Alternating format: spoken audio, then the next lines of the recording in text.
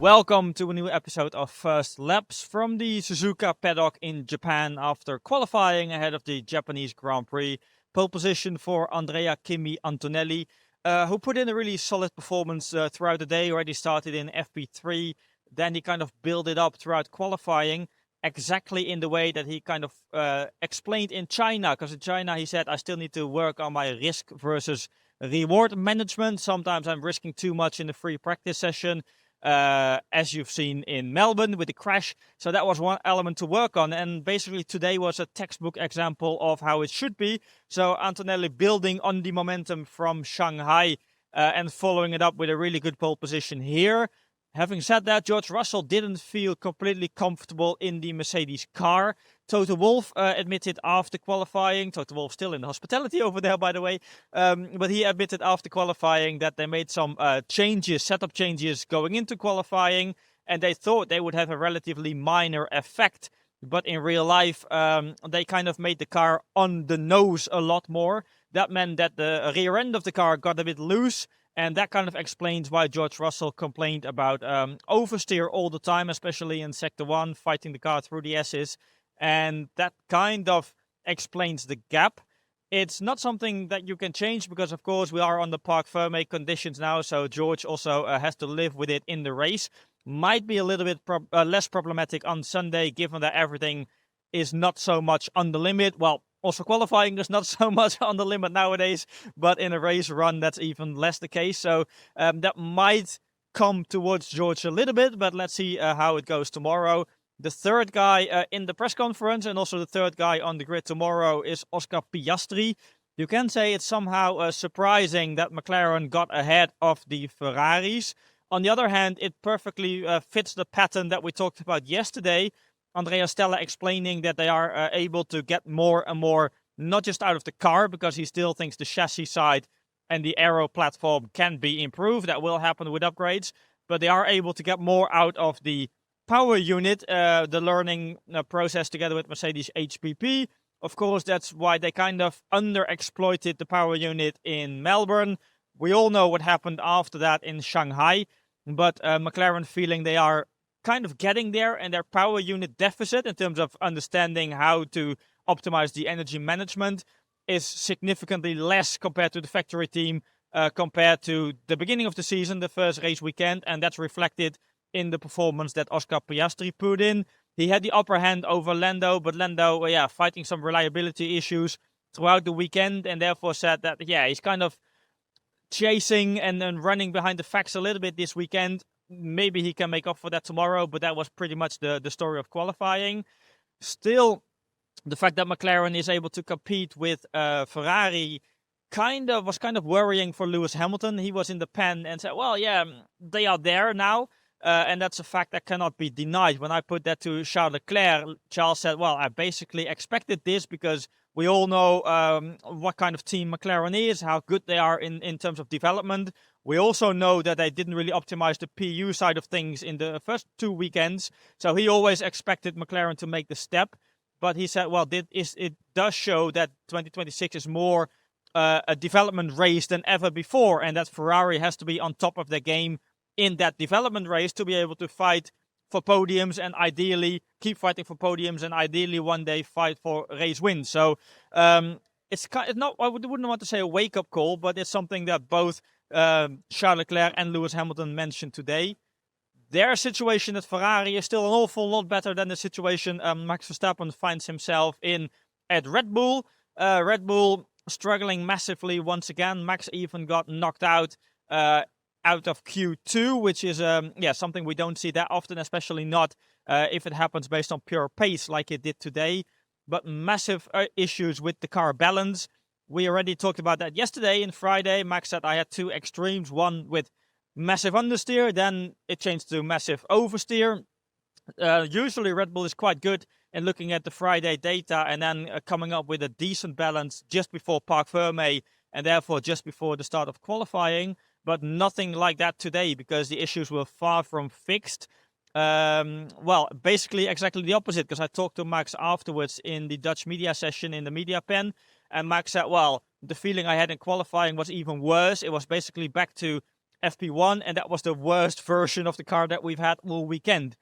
That was particularly obvious in the S's. If you look at the onboards from the S's, you see Max fighting the wheel a lot more than, let's say, the Mercedes drivers. So Max said it was really painful in the S's, but also the rest of the lap didn't feel great.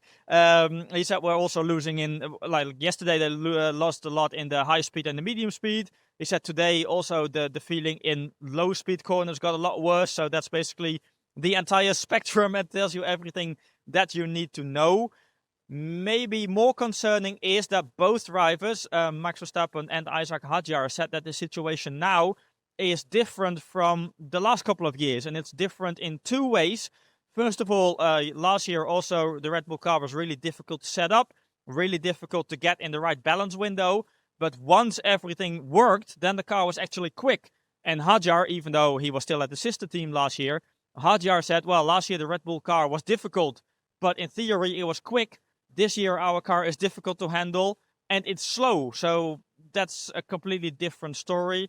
And the second element that's concerning, and maybe that's more concerning than anything else, is that the drivers say, well, Red Bull doesn't fully understand the issues at the moment. That means that the root cause of it is still unclear. And that means that it's not a given that you can really use the break between Suzuka and Miami. Because in theory, that's a unique opportunity. A couple of weeks without racing, so you have more time to look at the data, to come up with maybe some fixes or ideally some upgrades in Miami. Red Bull has upgrades here, but Max say, well, they basically don't change anything in terms of my feeling. So usually using the brake ahead of Miami would be crucial, but the first step is to actually have a clear direction for your development and have a clear understanding of what's going on. And both drivers today said, well, that's kind of what we are lacking. Max Verstappen talked about the upgrade package and said, based on what we saw at the factory, everything looked fine. But then on track, those numbers are not basically correlating. So that's one issue. And Isack Hadjar, when I put that to him, he said, well, yeah, we clearly don't understand it this weekend because some of the things we see, they don't make sense. So that's the most concerning element. That's the first thing that Red Bull has to get on top of.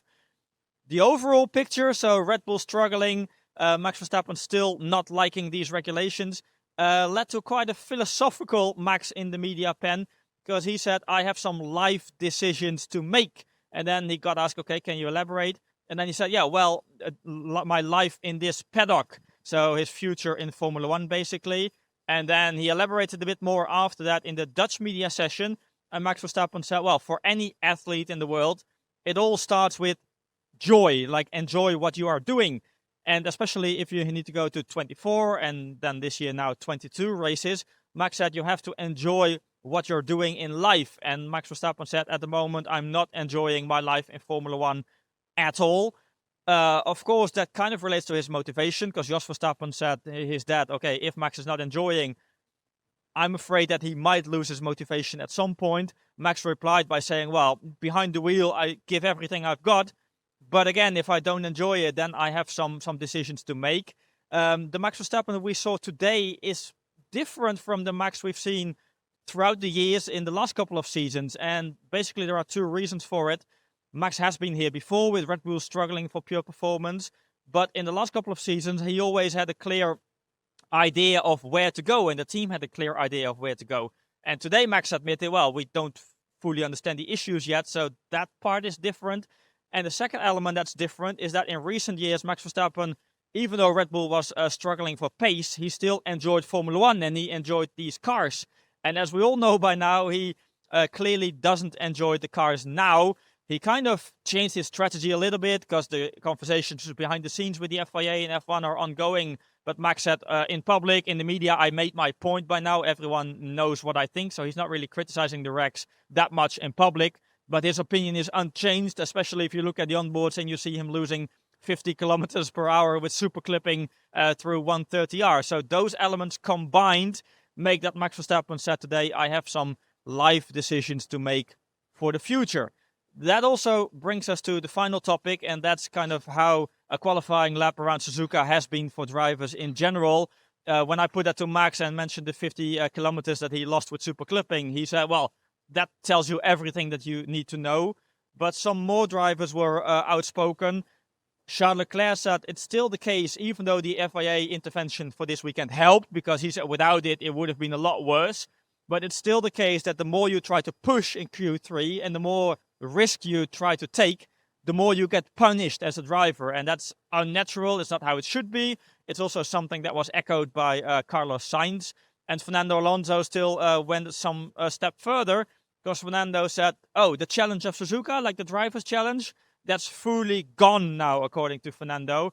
And Alonso said 50% of the team, so 50% of the Aston Martin team members, can drive the car. In Bahrain, he said the chef can drive the car. And now it's not only the chef, but it's 50% of the team that can drive the car.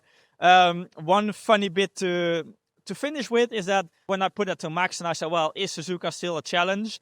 Then he kind of offered me to drive the RB22, because Max Verstappen said, well, I would like to invite you to drive my car. And then you can see that it's still a massive challenge, but that's completely unrelated, because that's because of all the issues Red Bull had. So Max said the challenge of keeping this Red Bull car on the road has been a lot greater than last year, but it's not the kind of challenge that, of course, he wants. It's still the challenge he has to face tomorrow in the race. After the race, we'll be back with a new episode of First Laps. So for now, thanks a lot for watching and hope to see you again tomorrow.